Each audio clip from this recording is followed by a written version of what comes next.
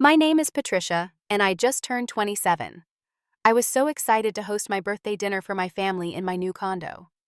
I spent all day cooking, cleaning, and decorating, hoping this would finally be the night they'd see me. Instead, my father looked me dead in the eyes and said, "If you disappeared tomorrow, no one would miss you." Then everyone laughed. That night, as tears soaked my pillow, I made a decision that would change everything.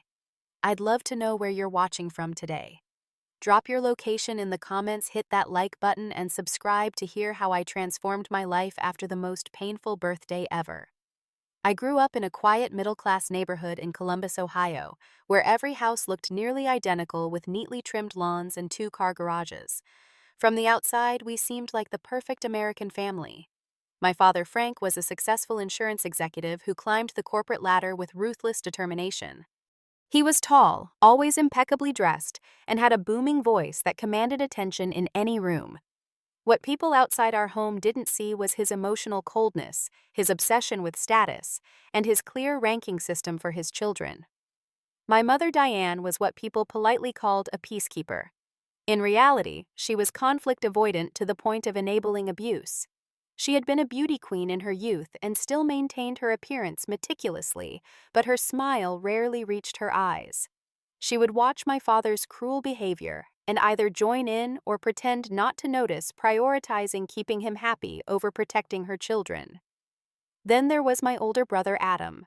5 years older than me, he was the golden child, the athletic star who followed in my father's footsteps. From the moment he could walk, Adam was groomed to be the family legacy. When he threw his first football, my father started a shrine of trophies in our living room that grew year after year. My younger sister Lisa completed our family 3 years after I was born. She inherited my mother's stunning looks and charismatic personality. She could charm anyone with a flash of her smile, and my mother proudly paraded her through beauty pageants and social events from the age of 4. And then there was me, Patricia, the forgotten middle child. Not athletic enough for my father, not pretty enough for my mother, just existing in the in-between spaces trying desperately to be noticed. The pattern started early. When I was 8, I won first place in the school science fair with a project on butterfly metamorphosis. I ran home clutching my blue ribbon, bursting through the front door to show my parents. They were in the living room surrounding Adam as he showed off his new baseball uniform. "Mom, Dad, look, I won first place," I exclaimed, holding up my ribbon. My mother glanced over briefly. "That's nice, dear. But look at Adam's new uniform. Doesn't he look handsome?"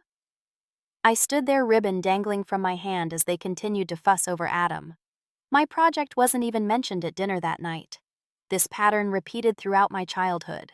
My straight A's were met with shrugs, while Lisa's B- in one class resulted in concerned tutoring and celebration when she improved.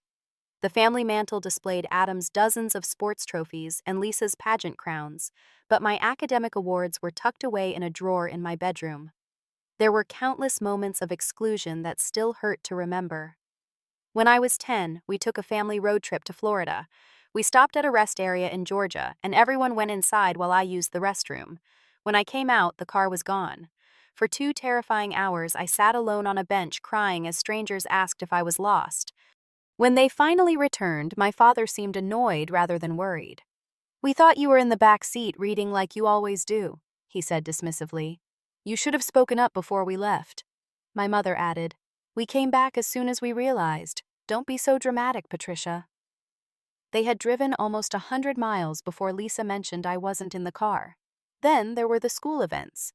My parents consistently arrived late to my choir performances or debate competitions, often missing my participation entirely.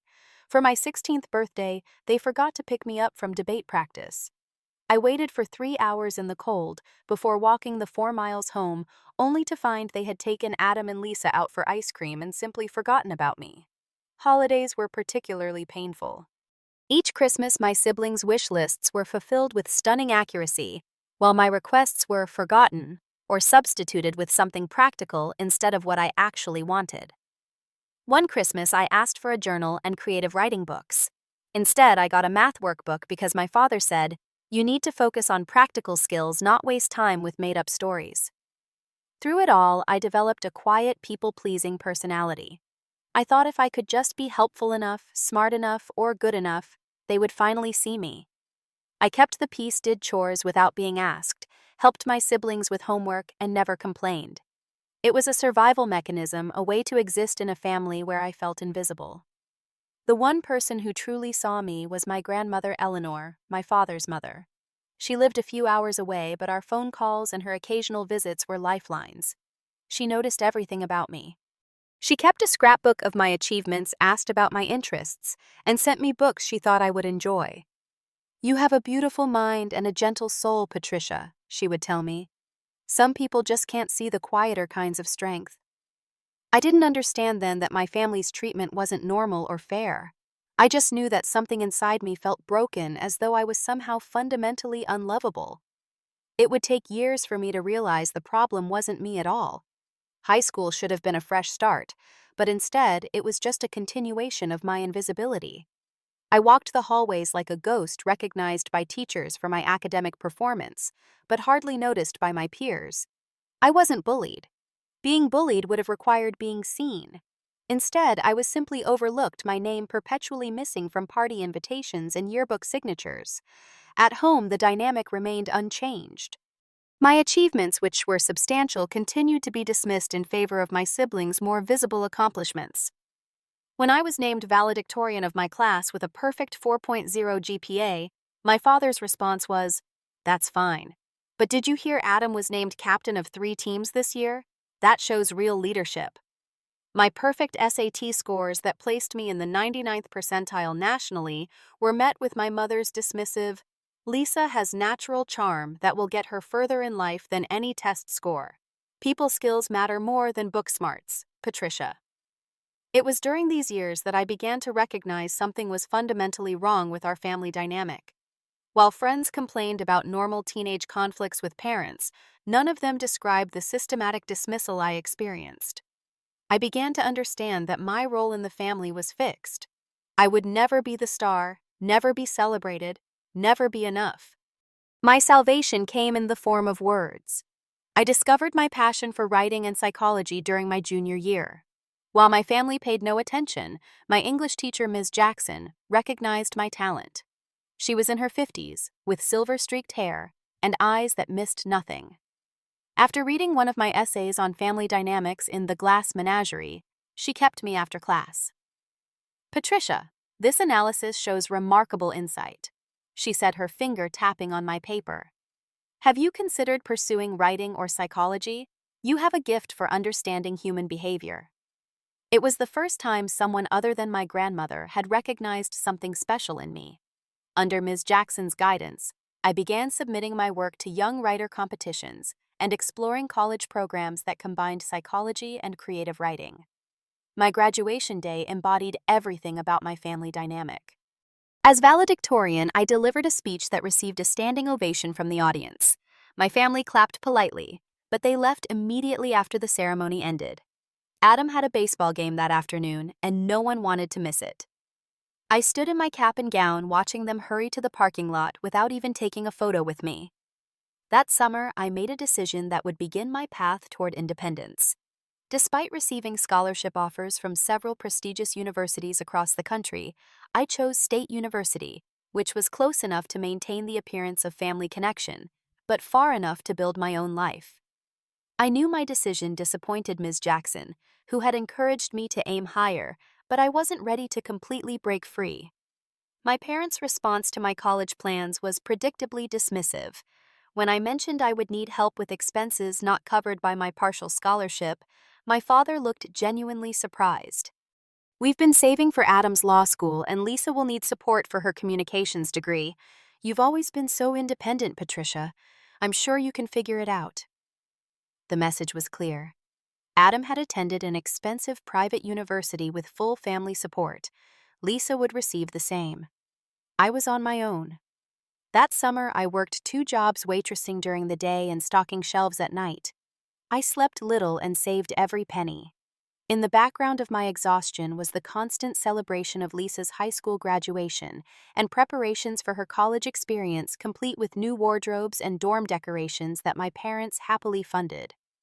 My grandmother Eleanor was my salvation once again. She visited me at the diner where I worked, waiting until my shift ended. "I know what's happening," she said, sliding an envelope across the table. "This isn't right, Patricia. I've set up a private account for you. It's not enough for everything, but it will help." Inside was $5,000 and a note that read, "For the girl who will change the world with her words someday. I see you." I cried that night, not from sadness, but from the pure relief of being truly seen by someone. The day I left for college, there was no family goodbye. My mother was taking Lisa shopping, and my father and Adam were at a golf tournament. I loaded my few belongings into my used car that I'd purchased with my summer earnings, left a note on the kitchen counter, and drove away. As the house disappeared in my rearview mirror, I felt a strange mixture of grief and hope. I didn't know then that this small act of independence was just the beginning of my journey toward freedom. My first week at State University was a blur of orientation sessions, campus maps, and overwhelming loneliness. I moved into a tiny dorm room that I shared with a girl named Taylor, who immediately covered her side with posters of bands I'd never heard of. She was rarely there, preferring to spend time with friends she'd made instantly, while I sat alone in our room reading course materials in advance. Unlike the majority of freshmen who were experiencing their first taste of freedom from parental supervision, I was already accustomed to independence. What I wasn't prepared for was the social aspect of college life. Years of being invisible in my own family had left me with few social skills and a deep-seated belief that I wasn't worth knowing. I threw myself into academics and my part-time jobs at the campus bookstore and library. Working 20 hours a week while maintaining a full course load left little time for socializing, which was both a blessing and a curse. I didn't have to confront my social anxiety, but my isolation deepened. Everything changed in my introduction to psychology class during the third week of the semester. The professor assigned a partner project, and I was paired with Maya Chen, a vibrant girl with purple-streaked hair and an infectious laugh. "You're really quiet," she observed during our first study session. "But when you do speak, you say the smartest things in class." I blushed, unused to direct compliments. "I just do a lot of reading," I mumbled. Maya shook her head. "No, it's more than that. You see things others don't. It's like you have this superpower for understanding people." That project with Maya turned into lunch outings, which turned into movie nights, which eventually led to my first real friendship. Through Maya, my small social circle gradually expanded. There was Damon, a film student with ambitious plans to direct documentaries that changed the world.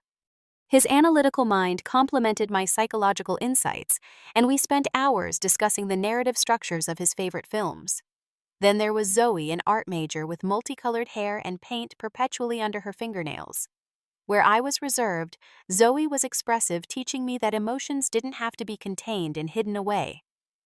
"Your feelings are valid, Trish," she would say, using the nickname only my friends were allowed to use. "You don't have to apologize for existing." Perhaps most influential was Professor Winters, my creative writing instructor, who became a mentor when he recognized my talent. A published author in his 50s with kind eyes behind wire-rimmed glasses, he was the first male authority figure who ever took me seriously. After reading my personal essay about feeling invisible, he kept me after class. "You have a gift for translating pain into universal truth," he said quietly. "But I worry about the source of your material." When I explained my family dynamic, trying to downplay it as I'd been conditioned to do, he shook his head. "What you're describing isn't normal family interaction, Patricia. It's emotional neglect, and it's a form of abuse." His words shattered something inside me. I had never considered that my family's treatment constituted abuse. There were no bruises, no dramatic confrontations, just the slow erosion of self-worth through consistent neglect. Professor Winters recommended books on family dynamics and suggested the university's counseling services, planting seeds that would later bloom into self-awareness and healing. As my campus life flourished, my connection to home withered. Holiday breaks became exercises in endurance. While classmates eagerly packed for home, I invented excuses to stay on campus, volunteering for holiday shifts at the library, or claiming intensive research projects. When I did visit home, the contrast between my college life and family life was jarring. At school, I was Patricia, the insightful writer with thoughtful contributions to discussions. At home, I was still invisible, my presence barely acknowledged except when utility was needed. Patricia, since you're just sitting there, could you help with the dishes? Or, Patricia, can you drive Lisa to her friend's house? Phone calls home became increasingly infrequent and brief. My mother would answer with surprise in her voice as though she'd forgotten she had a middle child. "Oh, Patricia, how nice to hear from you. Did you need something?" The conversations inevitably turned to Adam's law school success or Lisa's sorority accomplishments with no questions about my life. During my junior year, I won the university's prestigious Thornton Writing Award for a personal essay series. The award included publication in a respected literary journal and a $5,000 prize. Trembling with excitement, I called home. "Mom, guess what? I won the Thornton Writing Award. My essays are going to be published." "That's nice, dear," my mother replied distractedly.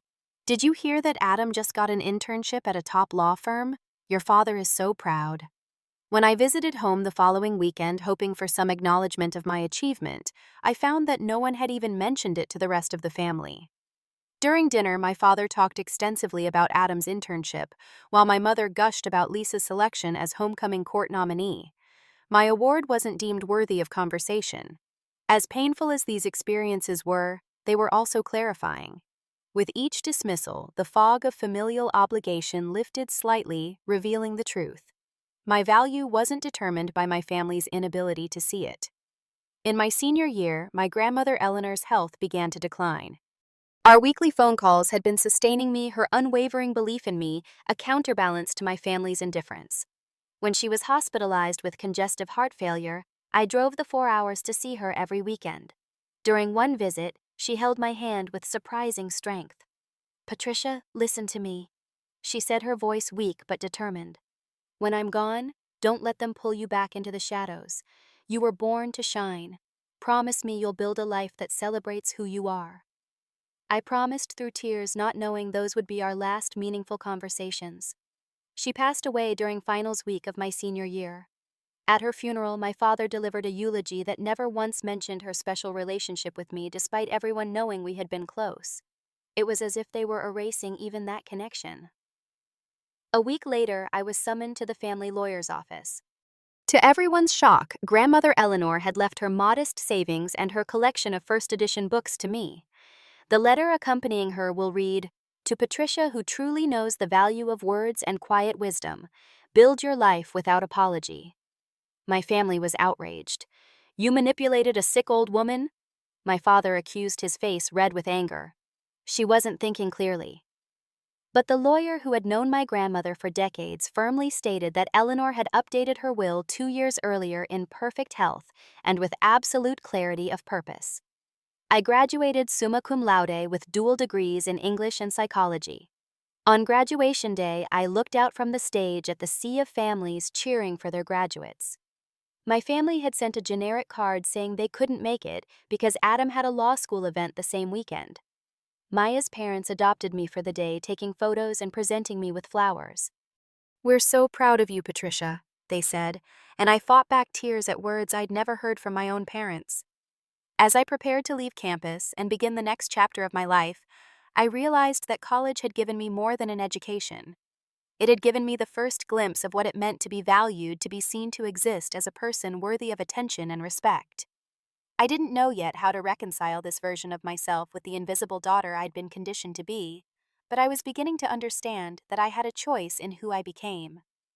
With my dual degrees in English and psychology, I landed an editorial assistant position at Hammond Publishing in Chicago.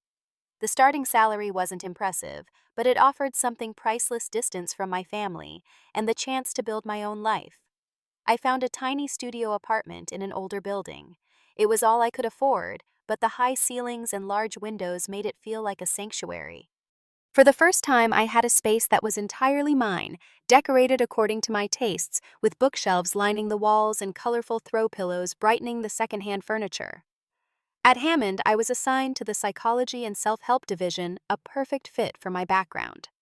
My boss, Judith, was a sharp-eyed editor in her 50s who had no patience for mediocrity but offered genuine praise when deserved. During my first performance review, she looked at me thoughtfully. You have exceptional insight, Patricia. Your editorial notes get to the heart of what these manuscripts need, but you apologize too much. Stop undermining yourself. It was the first of many moments of professional recognition that slowly began to rebuild my sense of self-worth. I threw myself into work, staying late to learn every aspect of the publishing process. Within a year, I was promoted to associate editor with my own small list of authors to manage. Alongside my day job, I developed a side career as a freelance writer, publishing essays in literary journals and online platforms. I wrote about family dynamics, emotional neglect, and the invisible wounds of being unseen, always under a pseudonym. These pieces resonated with readers, generating comments from people with similar experiences who felt understood for the first time. As my professional life flourished, my contact with my biological family dwindled to sporadic phone calls and rare visits for major events. I established a routine of monthly calls home that lasted exactly 15 minutes, just enough to fulfill my sense of obligation without reopening emotional wounds. These calls followed a predictable pattern. My mother would answer with mild surprise, as if she hadn't expected to hear from me despite our regular schedule. She would immediately launch into updates about Adam and Lisa, never asking about my life until the very end of the conversation with a perfunctory, "And how are you, dear?" When I did share news about promotions or published articles, the response was consistently underwhelming. "That's nice, Patricia. Did you hear Adam won a big case?" Or, "That sounds interesting, but guess what Lisa is doing now?" My father rarely came to the phone at all, unless he needed something practical like tax information or help researching something online. The pattern of undermining continued even from a distance. When I mentioned being considered for a significant promotion, my mother said, "Are you sure you're ready for that kind of responsibility? You've always been better with books than with people." When I published an essay in a prestigious literary magazine, my father's only comment was, "I hope you're not using our family in these stories of yours. Some things should remain private." Despite these discouraging interactions, I continued to seek their approval in subtle ways. I sent thoughtful birthday and Christmas gifts, remembered important dates in their lives, and offered financial help when my father mentioned business concerns. I never missed sending cards for Mother's Day or Father's Day, always writing heartfelt messages that received no acknowledgement. My grandmother Eleanor's death had left a hole in my life, but her final gift provided unexpected support. The modest inheritance allowed me to make a down payment on a small one-bedroom condo in a pleasant Chicago neighborhood. It wasn't luxurious, but it was mine, a physical manifestation of independence that I had never expected to achieve so young. The day I closed on the condo, I received a call from my father. For a moment, I allowed myself to hope that somehow he had sensed this milestone and was calling to congratulate me. Instead, he launched immediately into complaints about Adam's wife and their recent holiday visit. After 20 minutes of this, he asked, "So, what's new with you?"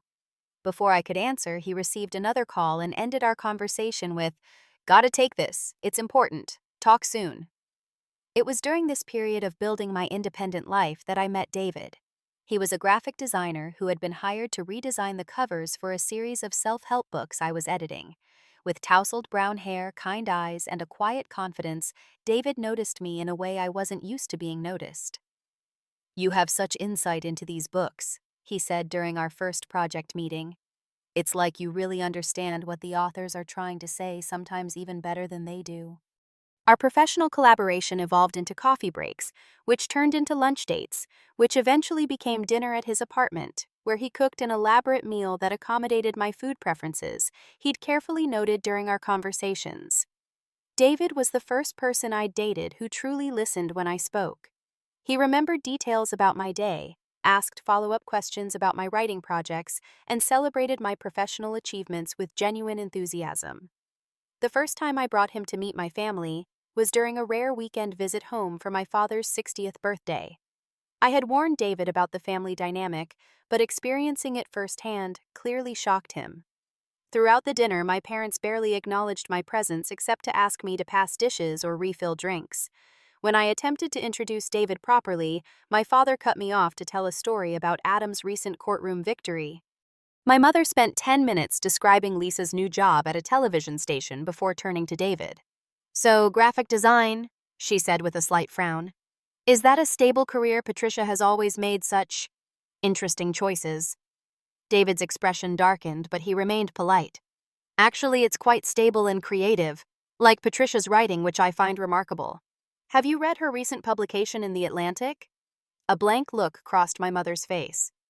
Patricia writes for a magazine? I had no idea. Later in the privacy of our hotel room, David was visibly upset. That wasn't just neglect, Patricia. That was active dismissal. Do they have any idea how accomplished you are? How special? It was the first time someone had been outraged on my behalf, and it was both validating and uncomfortable. I had normalized my family's behavior for so long that seeing it through David's eyes was jarring.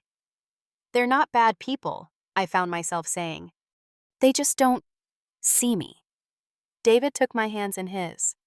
But I see you, Patricia, and what I see is extraordinary. As our relationship deepened, David's unwavering support began to illuminate the contrast between healthy love and conditional family ties. He celebrated my successes without comparison or qualification.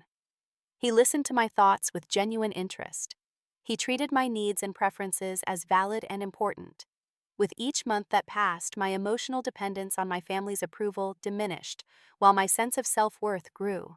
I began to understand that I deserved better than the scraps of attention I had been grateful for all my life.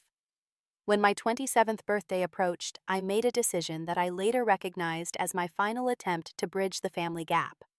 I would host a dinner party in my new condo, creating the perfect opportunity for my family to see my successful independent life and perhaps finally acknowledge my place in the world.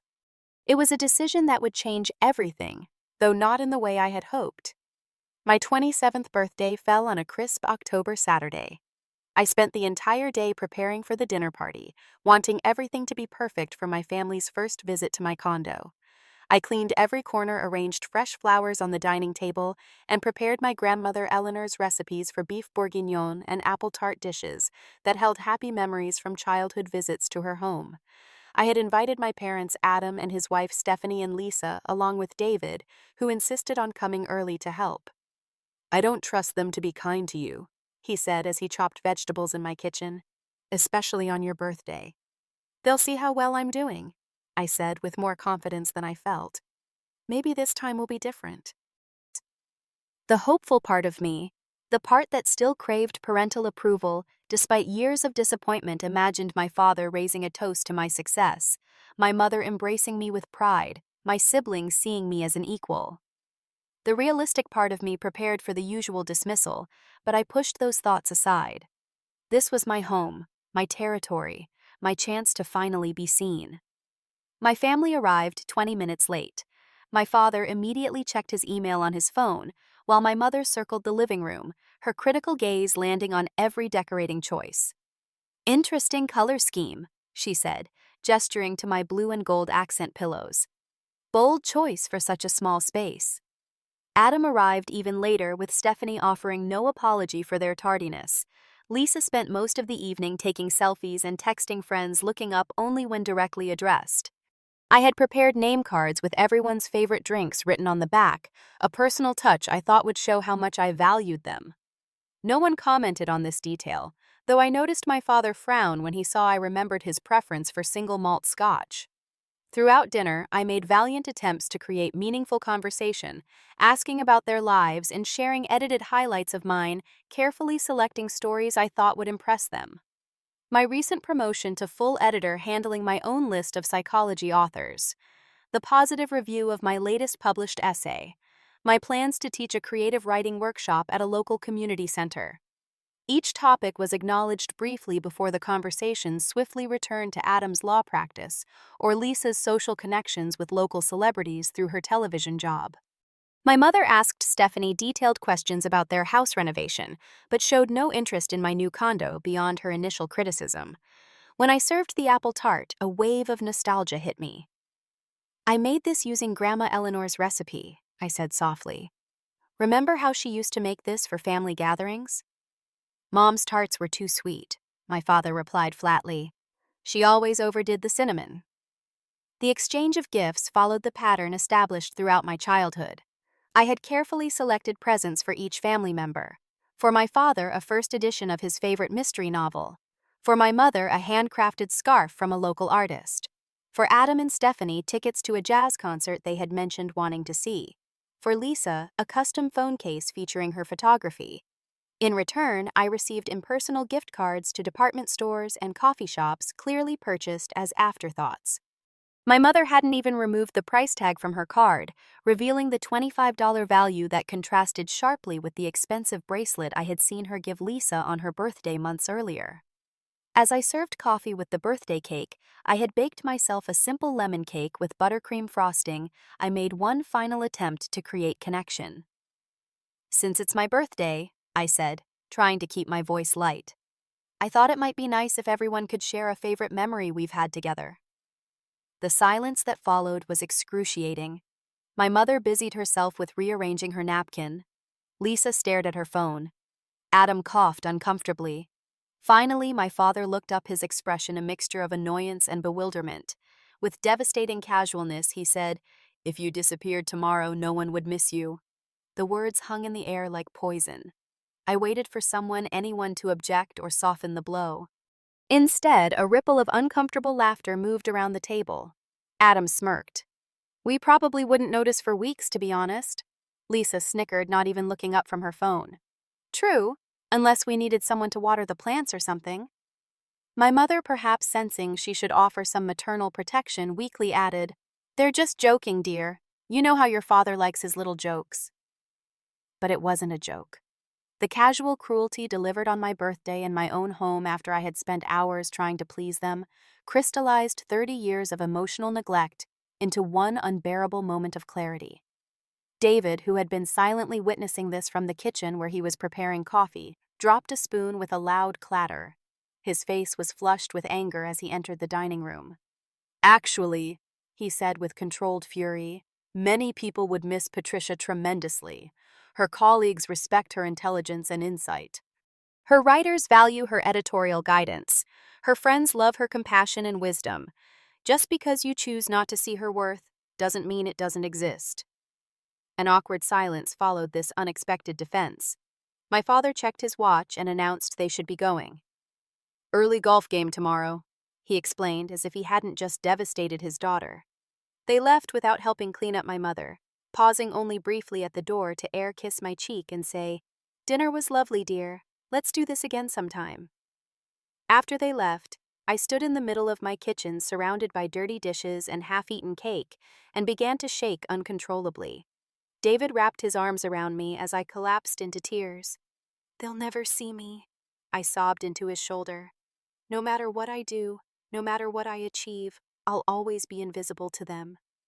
David held me until the tears subsided, then gently led me to the couch and wrapped me in a blanket. "What they can or can't see says everything about them, and nothing about you," he said quietly. That night, after David reluctantly left at my insistence that I needed some time alone, I lay awake staring at my ceiling. My father's words played on repeat in my mind. "If you disappeared tomorrow, no one would miss you." At 3 in the morning, something shifted inside me. A lifetime of seeking approval from people incapable of giving it suddenly seemed like a form of self-torture. My grandmother's final words came back to me: "Build a life that celebrates who you are." In that moment of clarity, I made a decision. If they believed no one would miss me if I disappeared, perhaps it was time to test that theory.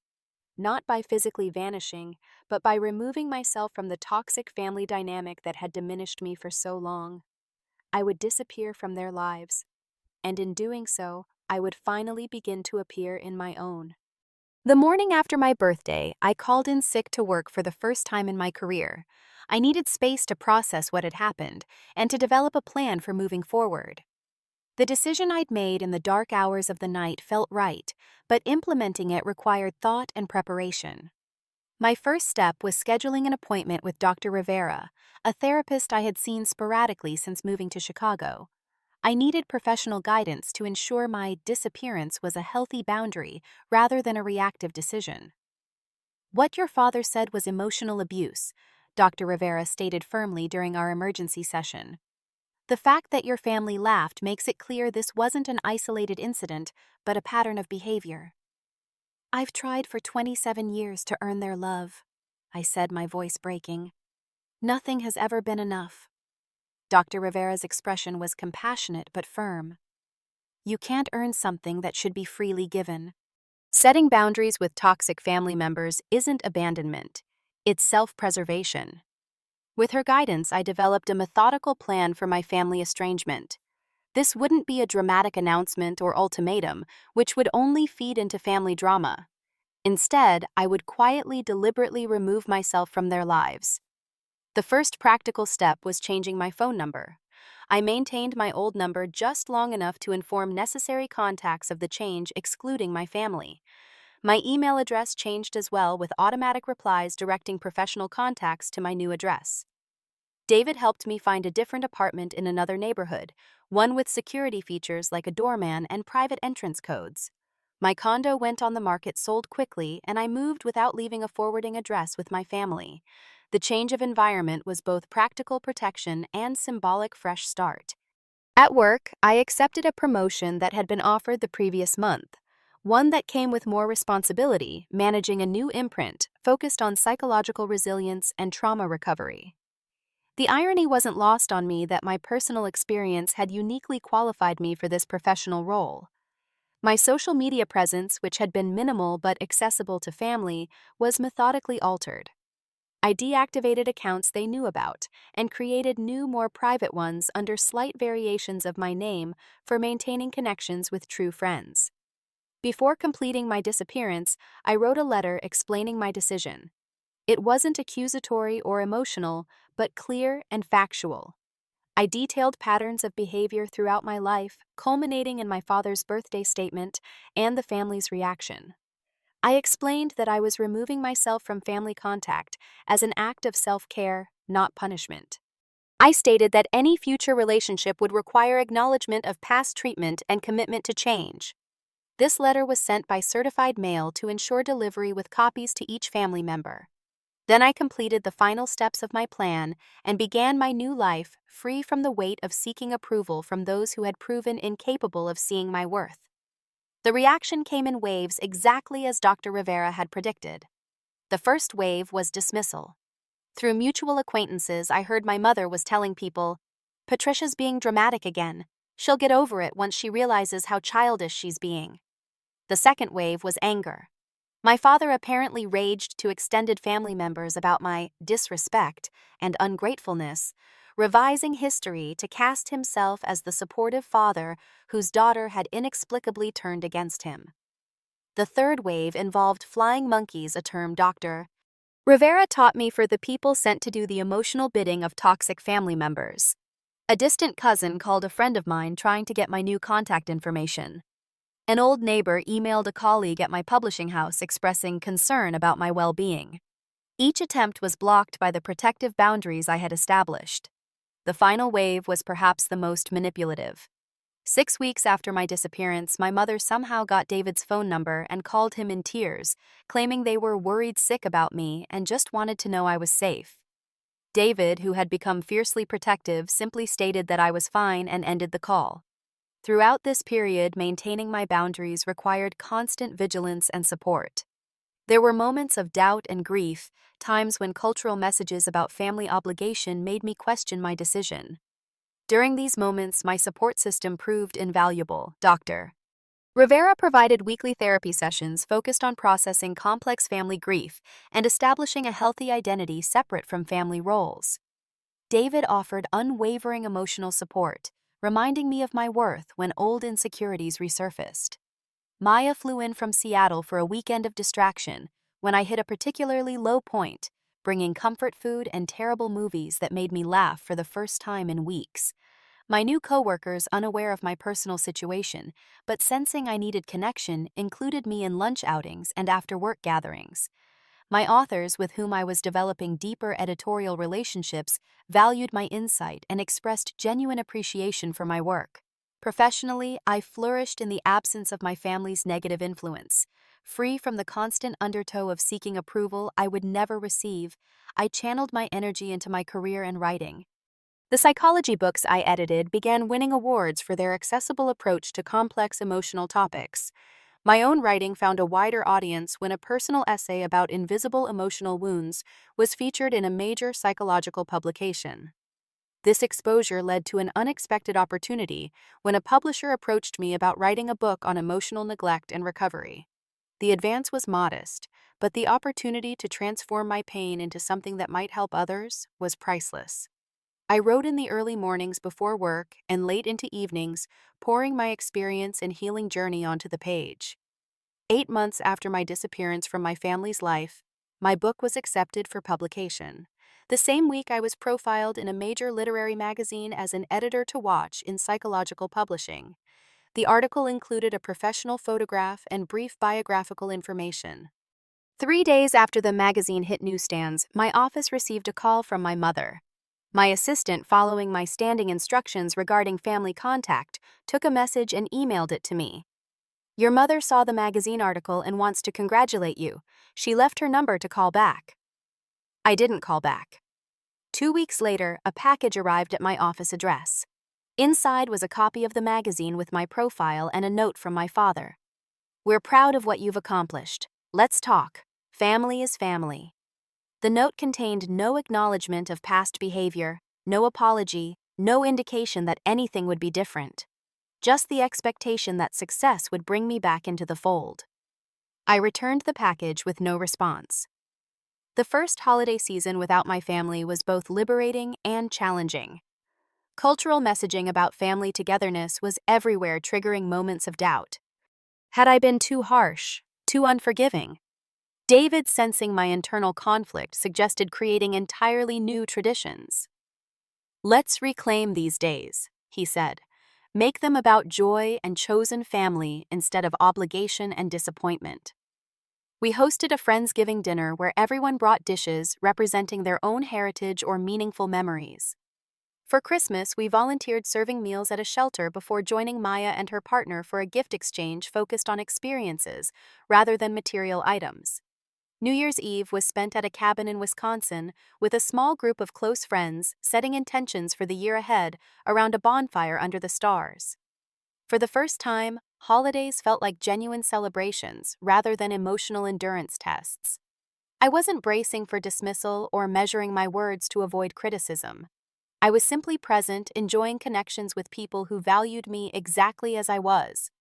As the 1-year anniversary of my disappearance approached, I realized that in removing myself from my toxic family system, I had finally begun to appear in my own life. The invisible girl who had spent decades seeking validation had become a woman standing firmly in her own worth. 2 years after my birthday revelation, my life had transformed in ways I could never have imagined when making that initial decision to disappear from my family's orbit.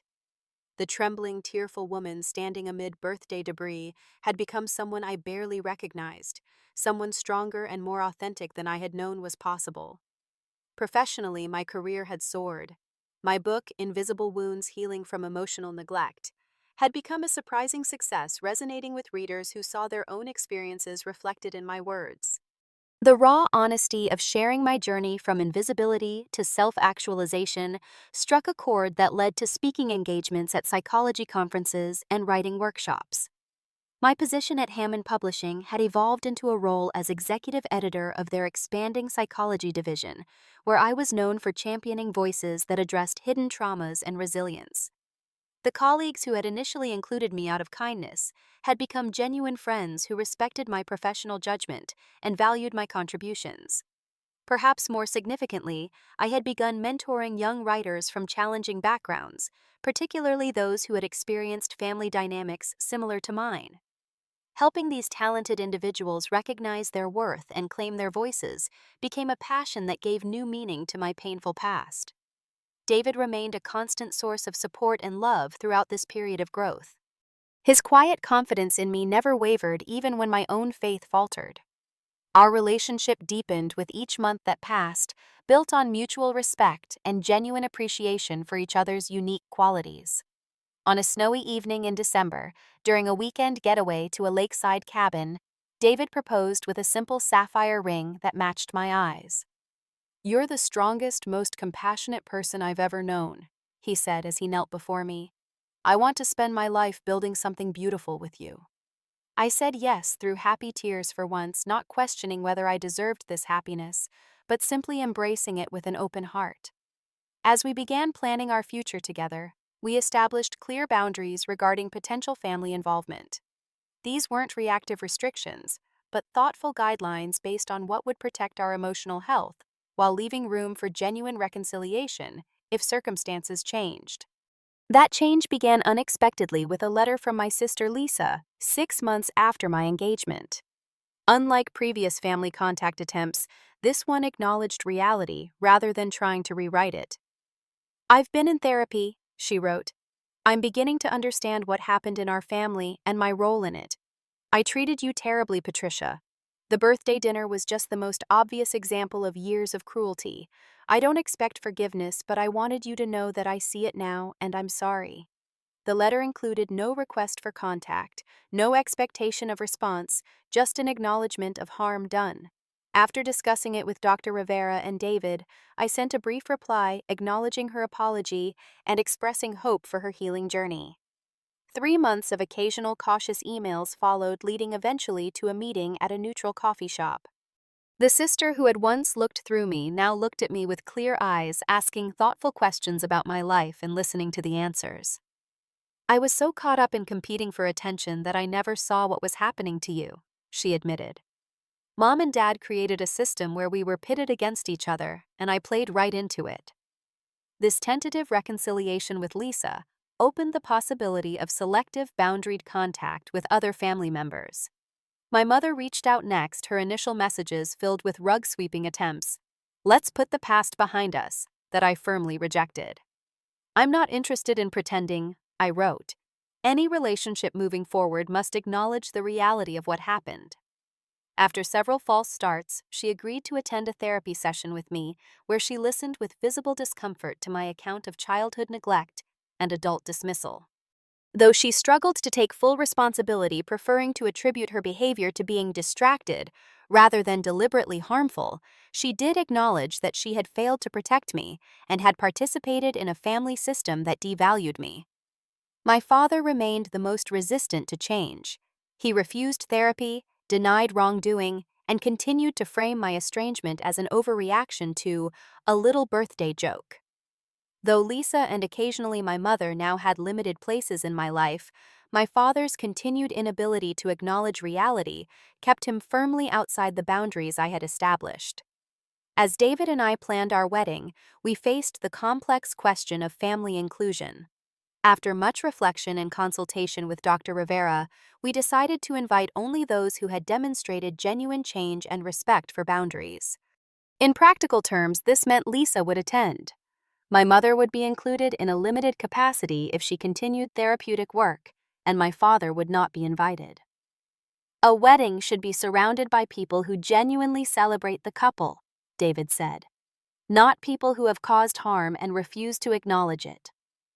Alongside these family negotiations, I continued building a life filled with meaning and purpose. The support group I started for adult survivors of family emotional neglect grew from a small gathering in a community center to multiple groups meeting weekly. Hearing others share stories so similar to mine reinforced that I wasn't alone, that the problem had never been my worthiness, but my family's inability to see it. David and I bought a house with a garden and room for a home office where I could write. We spent weekends painting walls and planting flowers, creating a home that reflected both our tastes and our values of warmth and welcome. When we decided to try for a family of our own, I faced new anxieties about my ability to parent without replicating harmful patterns. "How do I give what I never received?" I asked Dr. Rivera during a particularly vulnerable session. "You've already shown that you know how to love authentically," she reminded me. "And unlike your parents, you're aware of the pitfalls. That awareness is the first step in breaking generational patterns." As our wedding approached, I reflected often on what family truly meant. The word had been a source of pain for so long, associated with obligation without affection, presence without being seen. Now I was creating a new definition, one based on mutual respect, genuine care, and the radical notion that love shouldn't require earning. On our wedding day, my chosen family surrounded us with authentic celebration.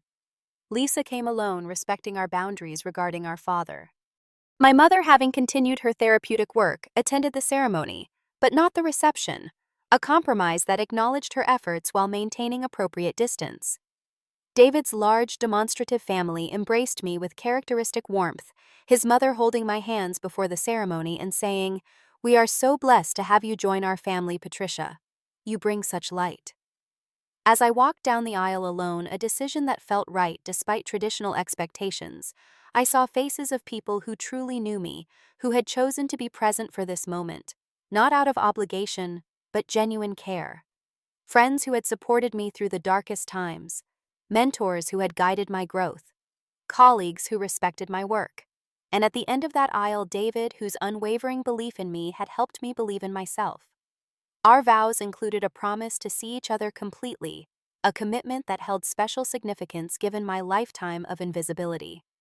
"I promise to witness your joy and your pain," David said, his voice steady, "to celebrate your success and support you through challenge, to see all of you always." The reception was filled with laughter and dancing speeches that recognized our individual strengths and our complementary partnership. Maya raised a toast that brought tears to my eyes. To Patricia, who taught me that sometimes the bravest thing is walking away to find those who truly value you, and to David, who saw her worth instantly and never looked away. As the evening ended and we prepared to leave for our honeymoon, I was struck by the realization that disappearing from my toxic family system had been the beginning of truly being seen. By removing myself from relationships that diminished me, I had created space for connections that celebrated me in all my complexity. The father who claimed no one would miss me if I disappeared had been wrong in every possible way. In his narrow vision, he couldn't see the community of people who valued me deeply, the readers who found solace in my words, the future I was building, based on authentic self-worth rather than external validation. Have you ever had to walk away from someone who couldn't see your worth? Share your experience in the comments below. Remember, sometimes disappearing from toxic situations is the first step to appearing in your own life. If this story resonated with you, please like, subscribe, and share with someone who might need to hear that they deserve to be truly seen. Thank you for listening to my journey, and may you find the courage to build a life that celebrates exactly who you are.